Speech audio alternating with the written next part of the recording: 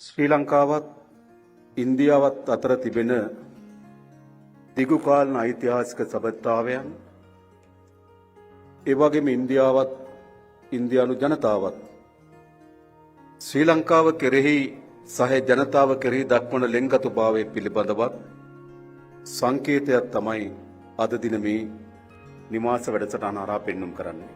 අපි දන්නවා ඉන්දියානු රජය සහ ඉන්දියාව දිගු කාලයක් ඓතිහාසික සබඳතාවයන් ශ්‍රී ලංකාව සමග තිබෙනවා. විශේෂයෙන්ම පහුගිය ආර්ථිකයේ බිඳ වැටීමේදී $3 බිලියන 3කට ආසන්න ආධාරයක් ලබා දී ණය ආධාරයක් ලබා දීලා අපේ රටේ ජනතාවට අවශ්‍ය වන ඖෂධ සහ අනිකුත් වමනාවන් ඉටු කර ගැනීම සඳහා විශාල දායකත්වයක් සැපෙව්වා. මේ ආර්ථික අර්බුදයෙන් නිදහස් වීමේදී වැදගත්ම සාධකය තමයි ණය ප්‍රතිවගත කර ගැනීම. එම ණය ප්‍රතිවගත කර ගැනීම වැඩසටහනේදී ඉන්දියාව ඉතාමත් උද්‍යෝගිමත් සහයක් අපිට ලබා දීම හේතු කොටගෙන පහුගිය අවුරුදු දෙසැම්බර් මාසයේ 21 වෙනිදා අපිට ණය ප්‍රතිවගත කර ගැනීම වැඩසටහන අවසන් කරන්න හැකියාව ලැබුණා.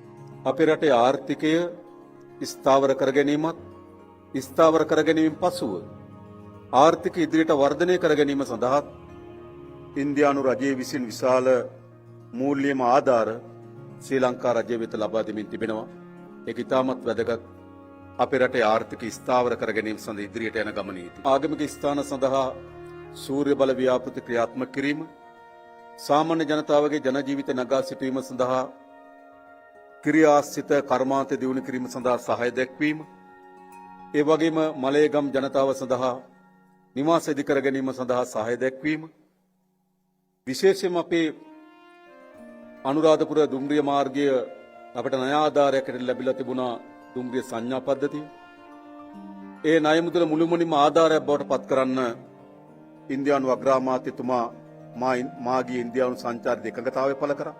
අපේ රටේ ආර්ථිකයත් සමාජ ජීවිතයත් උසස් කර ගැනීම සඳහා ඉන්දියානු රාජ්‍ය දක්වන මේ සහායට ඉන්දියානු අග්‍රාමාත්‍ය මෝදි අගමැතිතුමාටත් ඒ වගේම ඉන්දියානු ජනතාවටත් ඒ කාර්ය ශ්‍රී ලංකාව තුළ මෙහෙවනු ලබන අපේ මහා කොමසාරිස්තුමාටත් විශේෂයෙන්ම අපි ස්තුතිවන්ත වෙන්න මේ අවස්ථාව උපයෝග කරගන්නවා.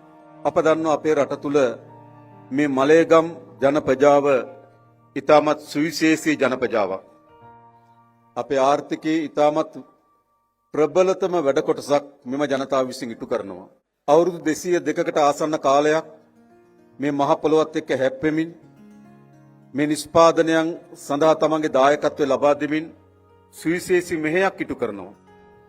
මීට අවුරුදු 202කට පෙර එම ජනතාව ශ්‍රී ලංකාව වෙත එන ගමනේදීත් විශාල ප්‍රමාණයක් තැනින් තැන ලෙඩ රෝග විවිධ උපද්‍රව හේතු කොටගෙන මිය ගියා.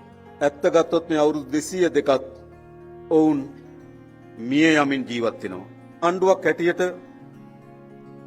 සමාජයක් හැටියට විශාල වගකීමක් තිබෙනවා.